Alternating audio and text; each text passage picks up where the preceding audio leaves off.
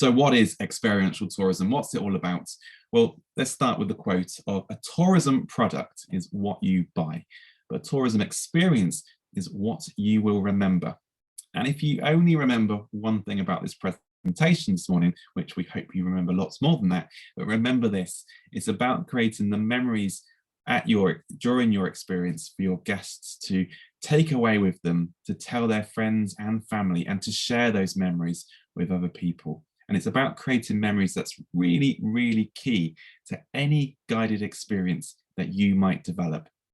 So let me give you some examples of that. The pictures on the screen here are of Haddon Hall in the Peak District. And in the hall, it's a privately owned stately home. You get to go behind the scenes of the stately home, go into the kitchen and learn to bake bread in one of the oldest ovens in England.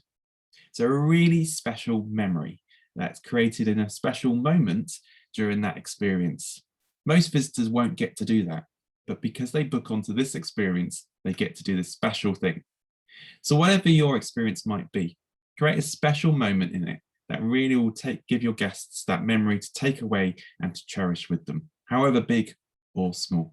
So it's about creating those memories, but also really importantly, the relationship as well with yourself and your guests. There are four main components when developing any experience. And this is why it's such a great time, particularly now with the pandemic. But this is why experiential tourism is great for counties like Norfolk to really link up with businesses and people right across the county. Those four components are resources, goods, services, and the local people and the stories. And it's those four components that link in together that create experiences. So let's take them bit by bit. The resources are very much your landscape, the local towns and villages, the beaches, the harbours, the Broads National Park, the area of outstanding natural beauty on the coast. All of these assets are very much the resource of your area. The goods are your accommodation providers, and you might be joining us on the call today that you already running a B&B or a hotel or a campsite. You might already be an attraction and looking to develop experiences. You might be a pub or a restaurant and looking to connect in with the other components that you see on the screen. So it's very much about the resources, the goods, and then the services. So you might be working with a bike hire scheme or a luggage transfer company, or you might already be a tour guide running something similar to these kind of experiences, but you really need to start collaborating and networking and working together with the other businesses in your local area to really link and make these experiences happen. And that fourth element is very much the local people and the stories. And the stories of your experience are key. They're the real backbone to any experience. And we'll be spending some time on looking at those stories and what others are doing right across the country in actually creating that story and telling that story throughout their experience.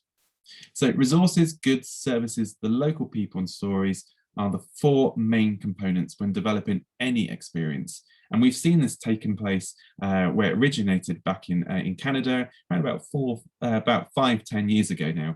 And this is a model that's replicated all the way around the world. And currently in the UK at the moment, it's really popular at the moment to develop these type of experiences. It's good for local business. It's good for your business as well. And it's real, it's all about collaboration and linking in with those four different components. So here's an example of how you might link in with different businesses and people and actually help to grow your business economically with the success of running experiences.